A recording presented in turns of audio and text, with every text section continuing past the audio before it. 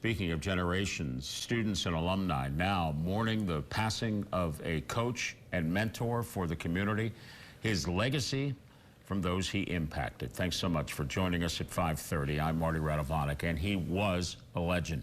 Pitt-Johnstown head wrestling coach Pat Pecora passed away after a long bout with cancer at the age of 70.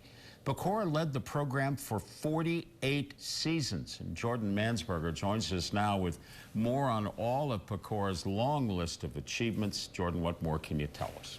Well, Marty, it certainly is a long list, but perhaps none more impressive than when he became the all-time wins leader for collegiate wrestling back in 2020. That's a title that he still owns today. Now, Pecora helped UPJ win its first two NCAA wrestling championships in 1996 and 1999. During his tenure, 170 wrestlers were All-Americans, with 15 of them winning individual national titles. Pecora is survived by his wife, Tracy, 4 children, and 8 grandchildren. Tribune Democrat reporter Mike Mostovich covered Pecora since the early 80s and says that he was even better outside of coaching. What he did as a person, as a friend, as a mentor to all his wrestlers, and even to people like me who worked with him at UPJ and then worked with him in the media.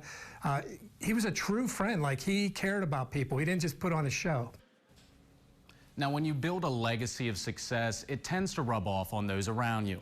Our Riley Holsinger caught up with some of Pecora's wrestlers earlier today and has more on how he's impacted their lives. There's a somber mood on Monday on the campus of Pitt-Johnstown, as head wrestling coach Pat Pecora will be missed by many. Besides all of his accolades, Pecora exemplified what it meant to be a good coach. He wasn't just great at leading his teams to success in the sport, but outside of it as well. Former UPJ two-time national champion Thad Benton texted me on Sunday saying that he's a better man, father, husband, and coach because of Pecora and his teachings. It happens to be a reoccurring theme with many of his other former wrestlers too. You know, I don't really have a dad, so he kind of filled that role for me.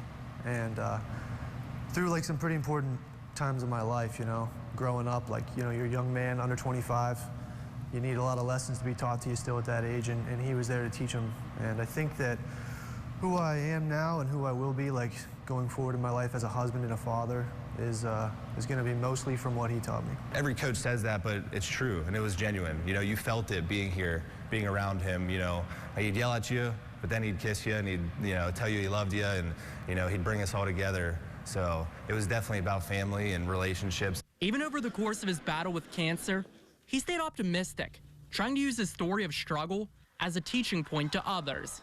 No matter how uncomfortable the situation, and no matter how impossible the struggle, I challenge myself to embrace it. So you got to kind of embrace it. Whatever the challenge is, no matter how uncomfortable you are, no matter how impossible the struggle, okay?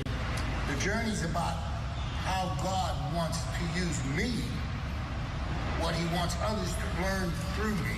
Others have certainly learned that he is a fighter and true Hall of Famer in life. We'll continue to bring you coverage of Pecora's passing, as his loss will continue to be felt by many of his former wrestlers, the community, and the university.